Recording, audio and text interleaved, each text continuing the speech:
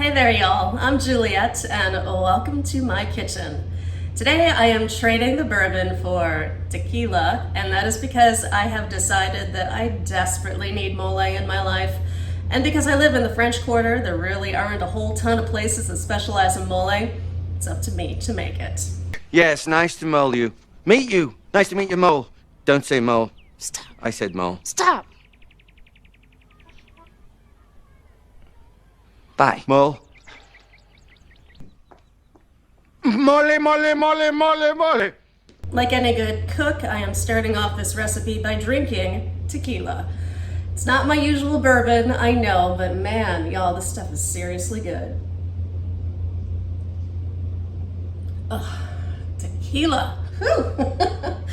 So I'm drinking Tres Agave's tequila. Like I said, tequila isn't normally my jam. I don't know a whole lot about it, but I gotta say I really like the añejo because it has that age to it. It's got a little bit of the barrel flavor, so it does remind me a little bit of bourbon, but it doesn't have that same creamy vanilla sort of flavor. It's got that, you know, sort of punchy tequila, I don't know anything about it flavor. I just know that I'm enjoying drinking it. So that's what I'm gonna do this whole time while I am cooking. I gotta give y'all a little warning here. I'm not a chef. What I do have is one semester of culinary school under my belt before I dropped out. So I make no promises for what's gonna happen in my kitchen right now. I got knives, I got tequila, and I got a video camera. So right, how can this go wrong? So this mole starts with tomatoes and onions, not a ton of them, just enough, and what I'm gonna do is char them. So I've started with one Roma tomato that I am currently coring right now, and of course, my onion. I was surprised to learn that I only need to use about a quarter of this onion, which is good because I'm not huge onto the onions. I don't know, there's something about them that kind of squicks me out. I don't know, they're just not my favorite. But I will tell you, one of the greatest culinary tips I've learned actually comes from Rachel Ray. It's the garbage bowl. This thing is amazing. You don't have to keep running back and forth to the goddamn garbage bin. You just get to drop all your crap in there while you cook. So thank you, Rachel Ray. So I got my chilies here, and I have two different kinds, and this is a little bit of me straying away from the recipe. I've got my ancho chilies. They've been dried, and these have a really nice texture to them. It's almost like a sun-dried tomato. And I'm also adding in a couple of chili de arbols. These are super spicy, these are not. That being said, I'm still removing the stem and seeds from them because the seeds can actually wind up tasting a little bit bitter, and you definitely don't want that in your mole. I think I need some more tequila. All right, so now the first thing we're gonna do to get this mole rolling is that we are going to char that onion and those tomatoes. It is gonna get a little smoky in here.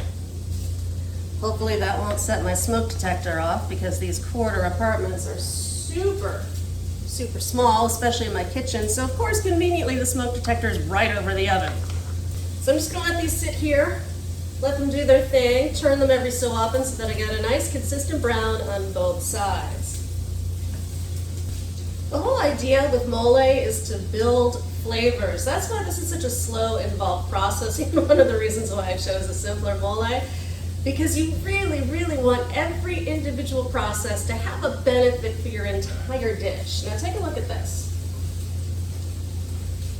Look, behold the onion.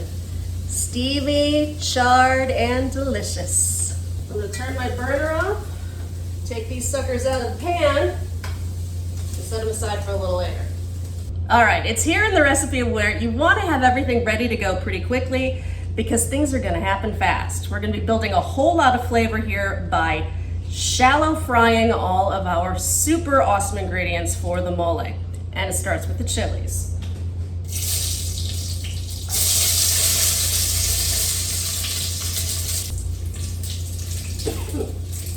It's getting steamy in here, y'all.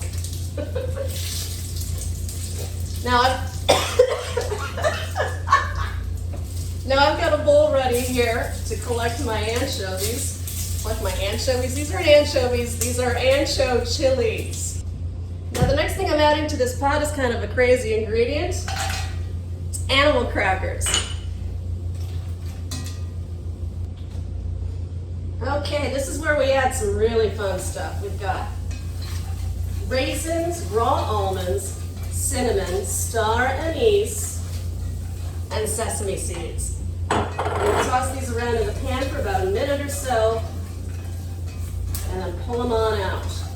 Sesame seeds are starting to pop here. That means it's time to take them out.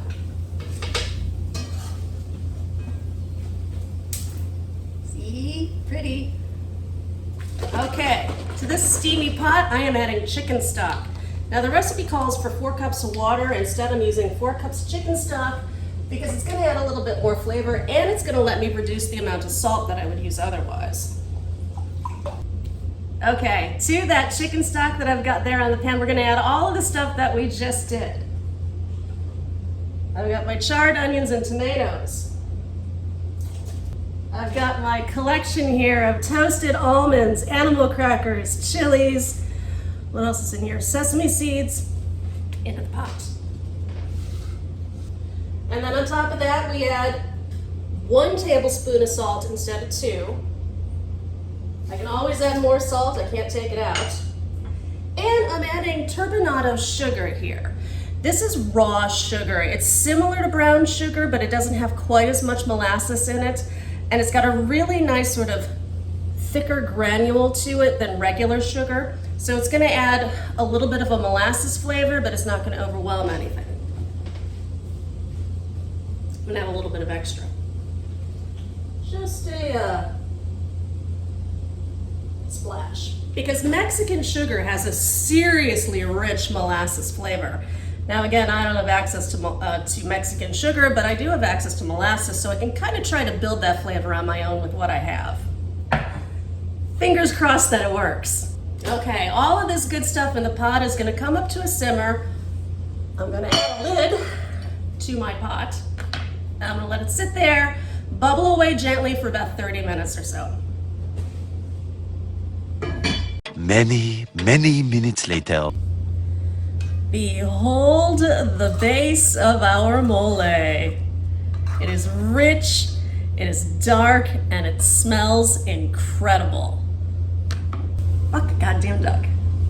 Now that we have the base of our mole done, we're gonna set it aside and let it cool down and think about what it's done. And in the meantime, I'm gonna get some chicken going because you gotta put that mole on something. I've got a pretty standard stainless steel pan that I'm gonna add some olive oil to. Just a couple of good glugs. I'm gonna let that heat up and prepare my aromatics. Now, like I said, I wanna keep this really simple. I don't wanna do anything too flavorful, so I'm gonna stick with very basic flavors. Onion and garlic, can't go wrong with them. Okay, that oil in my pan is nice and hot, so what I'm gonna first do is sear off the chicken. You wanna make sure your pan is nice and hot and steamy. Hear that? That's what you want.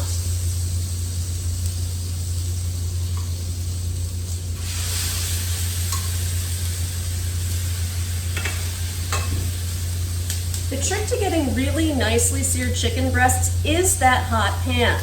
Put the chicken down in there and then don't mess with it. Leave it alone. Just let it sit there and cook for about 2 or 3 minutes on the first side.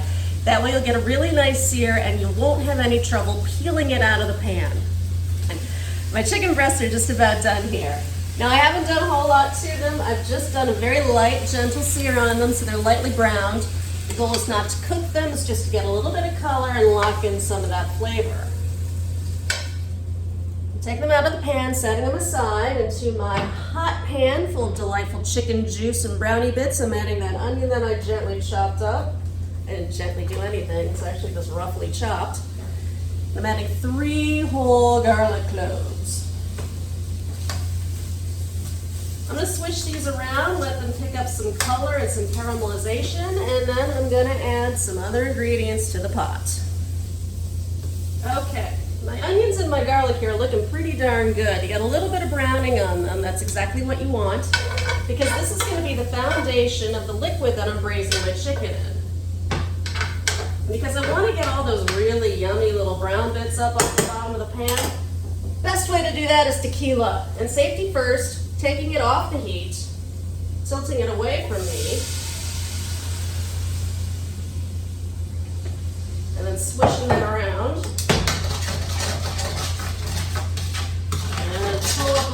delightful brownie bits.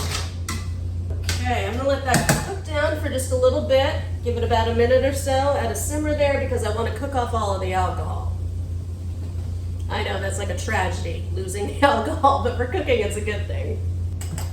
I didn't add a whole lot of tequila to this, but you can see what it's done is given me the nice base for my chicken, which I'm going to add back to the pan here.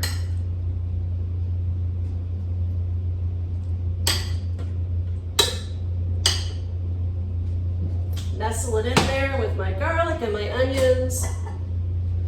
Dump in my chicken juices that have accumulated in the pan because we want all those delightful flavors. And now I'm going to add water. I want this to just come up to the sides of my chicken.